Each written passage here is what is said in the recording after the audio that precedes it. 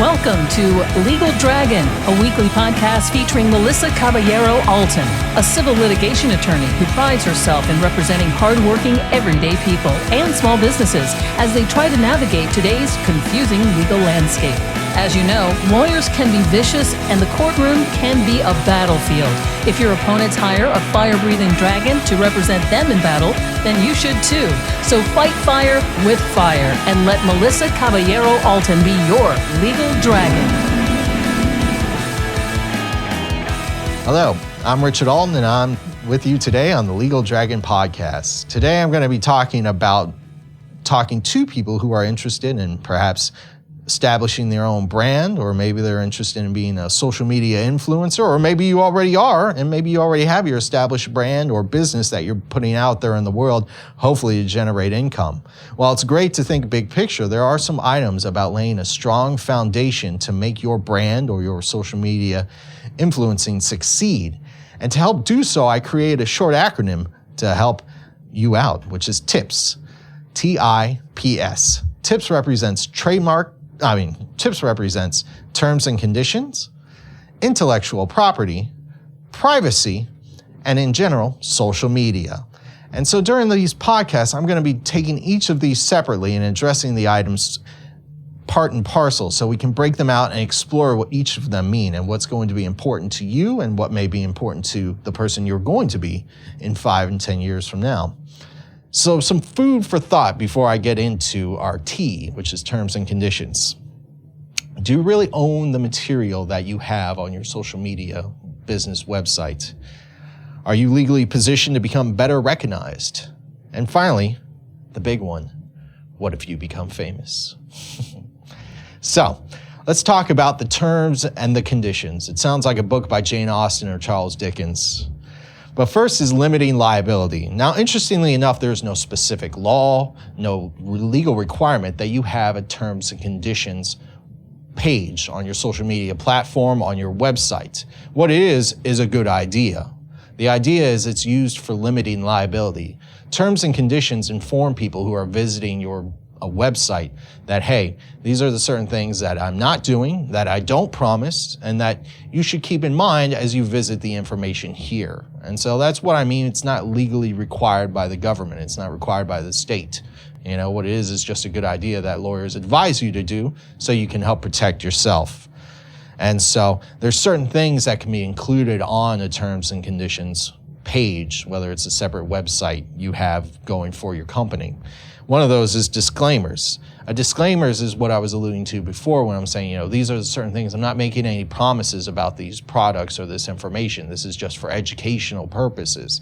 And so that's the important part about disclaimers. A few examples, you know, these views expressed are my own. They're not the views of my actual, employer. If you have a separate employer, especially if you're just doing this as a sort of side hustle, you want to make it clear I'm not expressing the views of my employer. These are just my own views and these are my own ideas. Errors and omissions are a big one too to have as a disclaimer in your terms and conditions.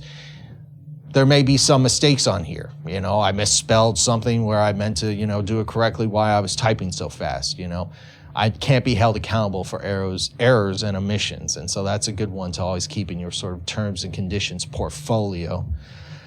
Copyright, that fun little copyright. Whenever you see a website, sometimes you go all the way to the bottom and you see that funny little C down there next to the name of the company.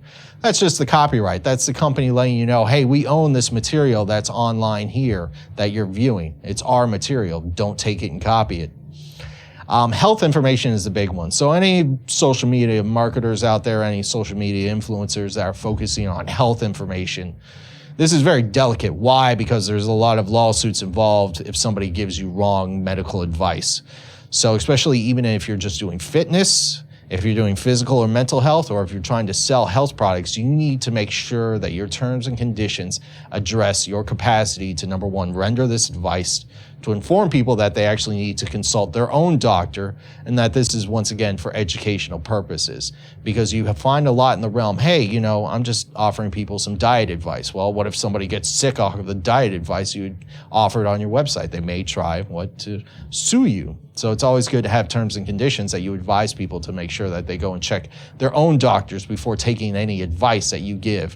And like I said, fitness is one as well. You don't know everyone's personal, sort of physical abilities out there who are looking into your website. And so when you give out general information, you have to be careful that some of the people may follow it word for word who may not be physically able to do so.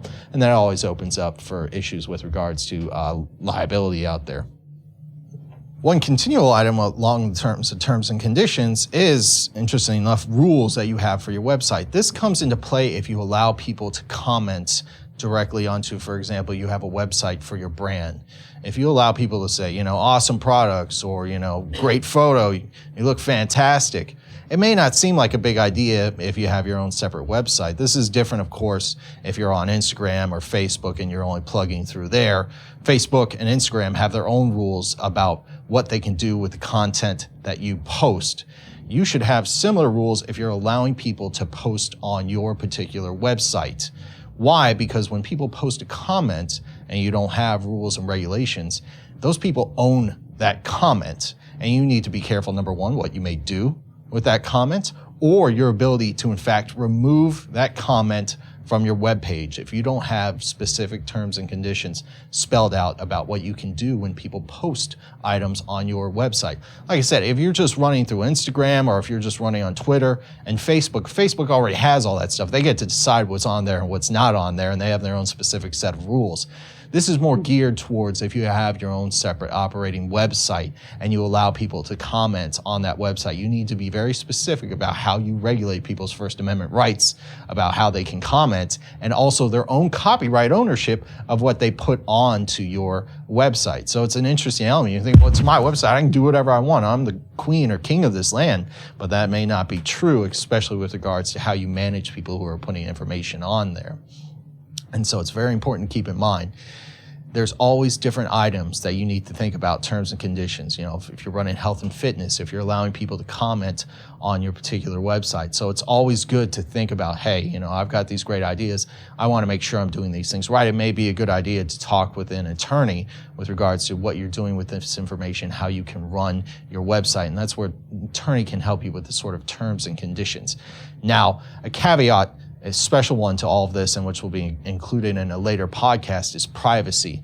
If you are any way collecting information from people online and storing that somewhere, you need to have a conversation with an attorney right away about how to actually protect those. And that will be covered in a full podcast later on in our acronyms under privacy.